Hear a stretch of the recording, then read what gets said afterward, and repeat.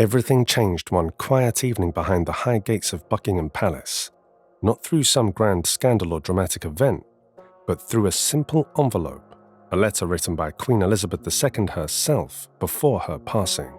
It was addressed not to King Charles or Prince William, but to Princess Anne, and its contents, nothing short of transformative. The Queen, in her own words, named Catherine the Princess of Wales as the future of the monarchy, not merely a consort, but a leader. It was a gesture rooted not in tradition, but in foresight. Princess Anne, known for her steadfastness and control, did not take this lightly. She waited for the right moment and then convened a private meeting with King Charles and Prince William. No aides, no royal secretaries, just the three of them and the Queen's final wish. Charles read the letter first. His reaction was one of disbelief. William, equally stunned, said little. The message was clear.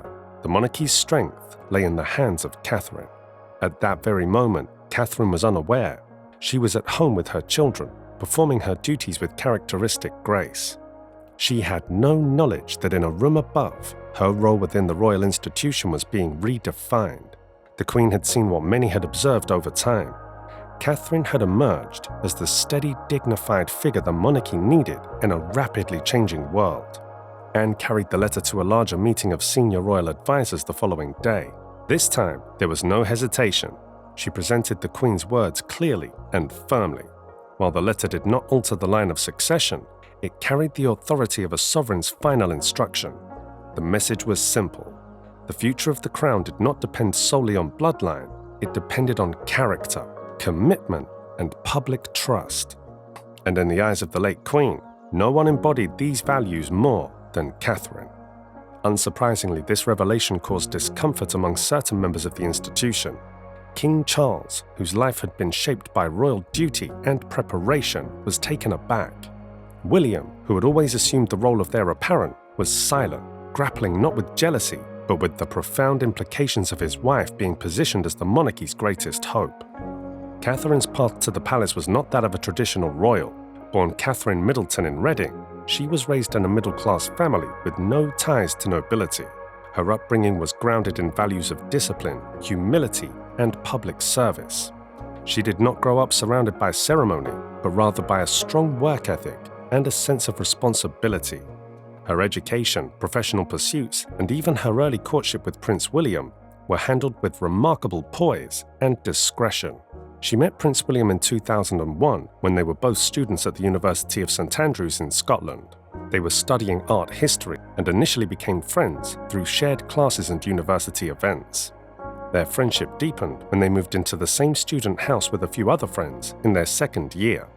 Kate reportedly caught William's attention during a charity fashion show where she walked the runway in a sheer dress. Over time, their bond grew, and they began dating privately, managing to keep their relationship mostly out of the public eye during university. Their romance became known to the media in 2004 when they were photographed skiing together. Despite a brief breakup in 2007, they reconciled and continued their relationship more steadily. Their enduring connection, built on years of friendship and shared experiences, ultimately led to their engagement in 2010 and marriage in 2011. Catherine's public life began long before her marriage. Even as William's partner, she avoided unnecessary media attention, choosing instead to focus on causes that mattered deeply to her.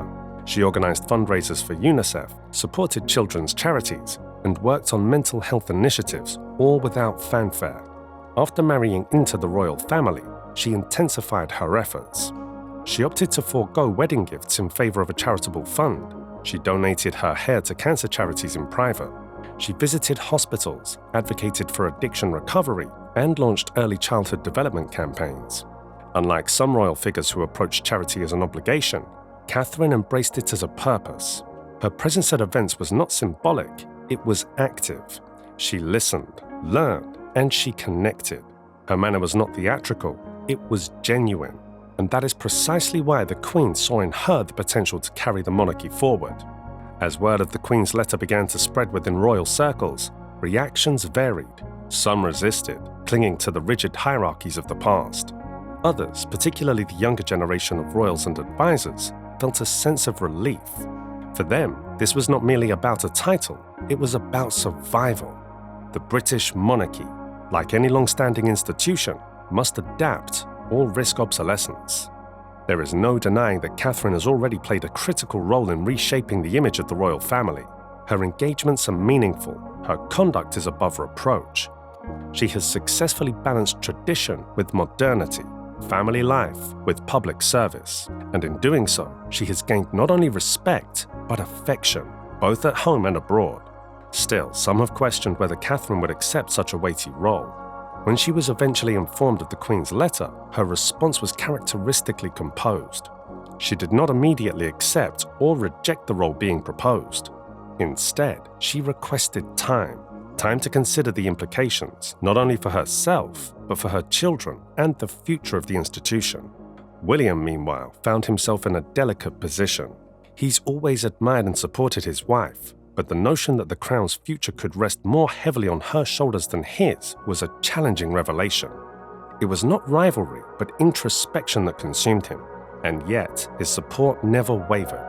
His pride in Catherine was evident, even as he processed the magnitude of what the Queen's endorsement meant. Outside the palace, the public remained unaware of the dramatic discussions taking place. Royal press releases continued with routine messages.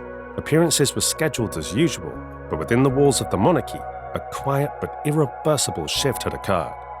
One of the more traditional advisors suggested Catherine may not be ready, that she lacked the political knowledge or institutional history for such influence. But those voices were quickly silenced by her track record.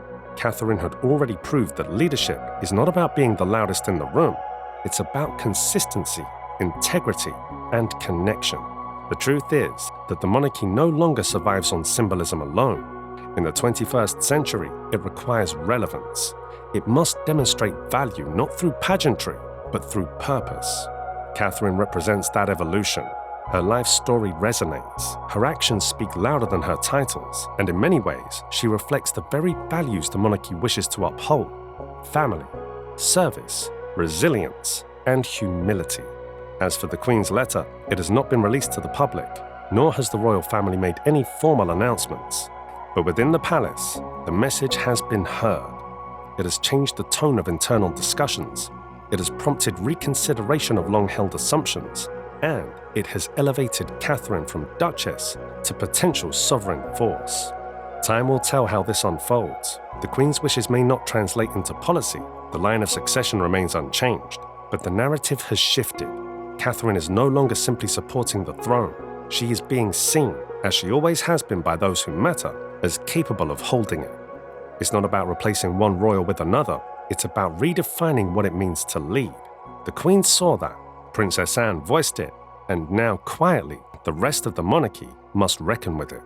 One thing is certain: while the world continues to watch the royal family through headlines and appearances, the real transformation is already underway. Catherine, the Princess of Wales, may not have been born into royalty, but she may be its best hope for the future. And as history has shown, sometimes the greatest queens are not born, they are made. Because change, it doesn't always come crashing in. Sometimes it tiptoes in a handwritten letter, a quiet voice, and a woman who didn't need a crown to be queen.